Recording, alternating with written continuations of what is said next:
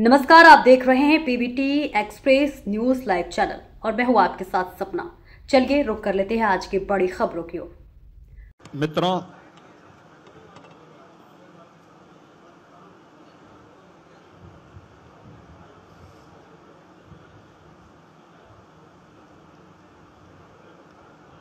आज पूरा देश 14 अगस्त 1947 के उस भीषण त्रासदी का स्मरण कर रहा है जिसे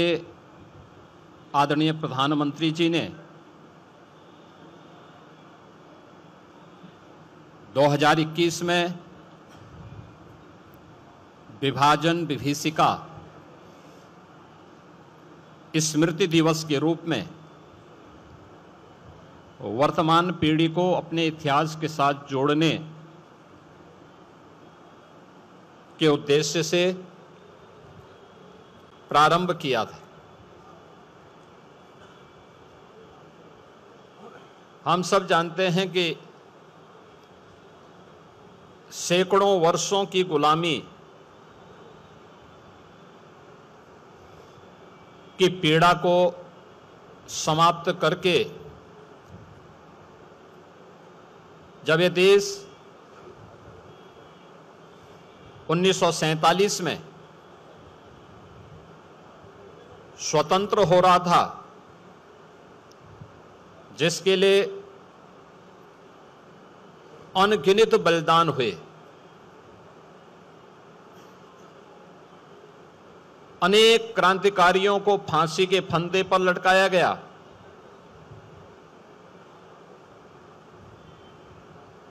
देश के स्वतंत्रता संग्राम सेनानियों को अमानवीय यातनाएं दी गई,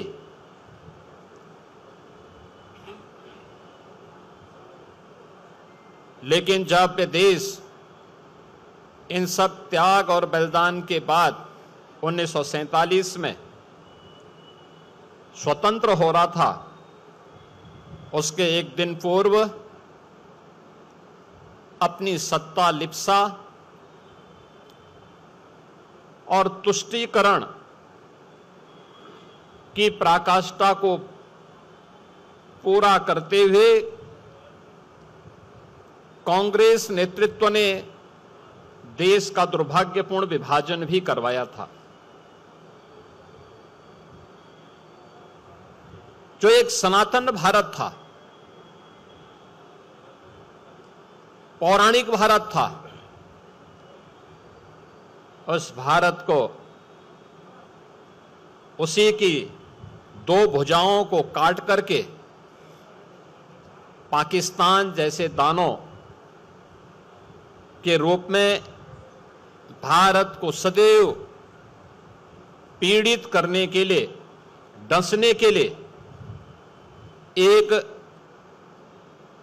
दुश्मन को उसके साथ उसी के हिस्से को काट करके बना दिया गया। यह आश्चर्यजनक है कि 15 अगस्त 1947 के एक दिन पूर्व जब पाकिस्तान का निर्माण हो रहा था, तो पाकिस्तान बनने के पूर्व कांग्रेस की तुष्टीकरण की नीति के कारण जो दंगे भारत में हुए थे, अखंड भारत में हुए थे, वह दुनिया के इतिहास के अत्याचारों की एक पराकाष्ठा को प्रस्तुत करता है।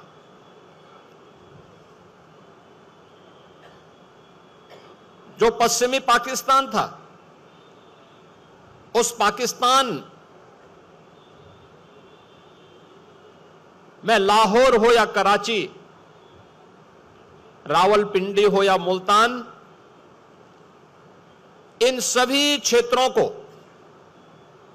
हिंदू विहीन बनाने के लिए, सिख विहीन बनाने के लिए, बौद्ध विहीन बनाने के लिए एक अभियान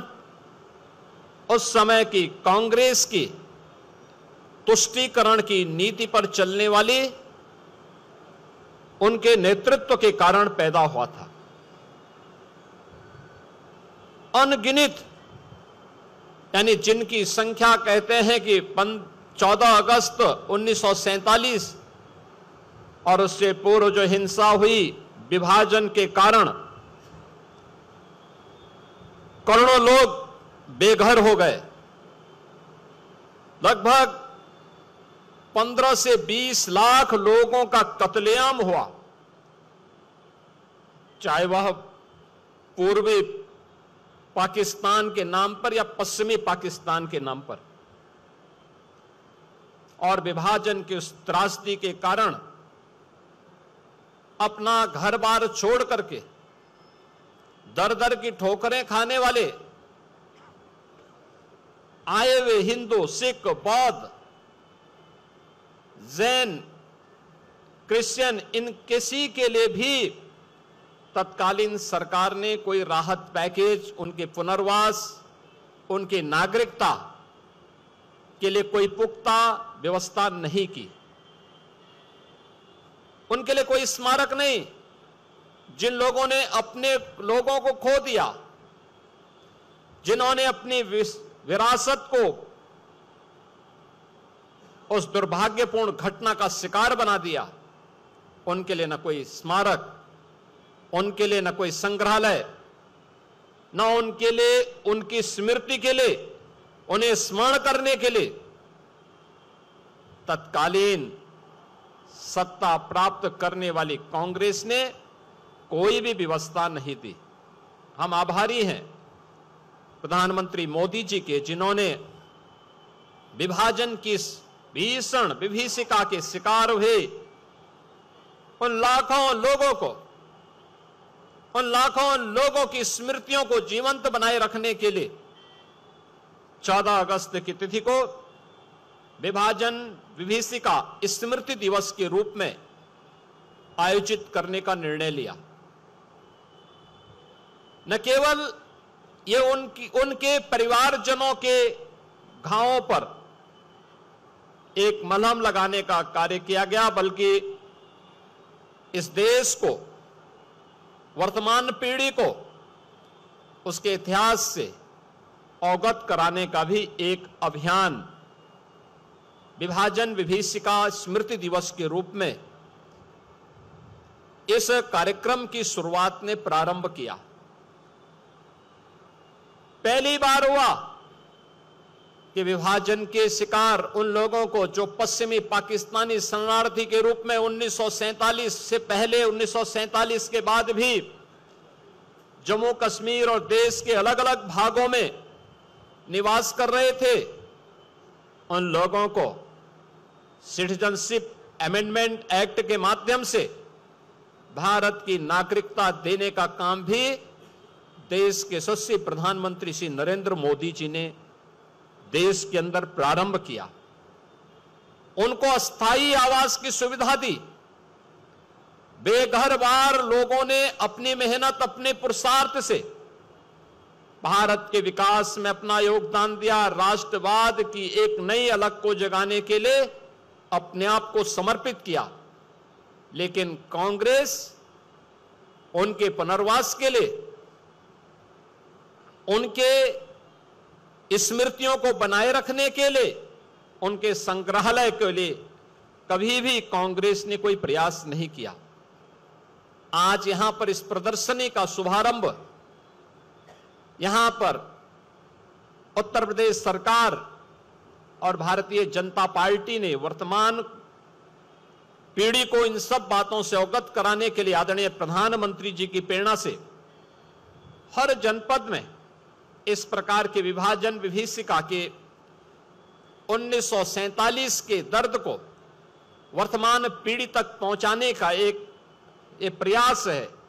कि जिससे आने वाले समय में तुष्टीकरण की नीतियों का दुष्परिणाम इस देश को किस प्रकार की कीमत चुका करके करनी पड़ी थी, यह देश इन सभी चित्रों का अवलोकन करके डिजिटल आर्काइव का के माध्यम से और इन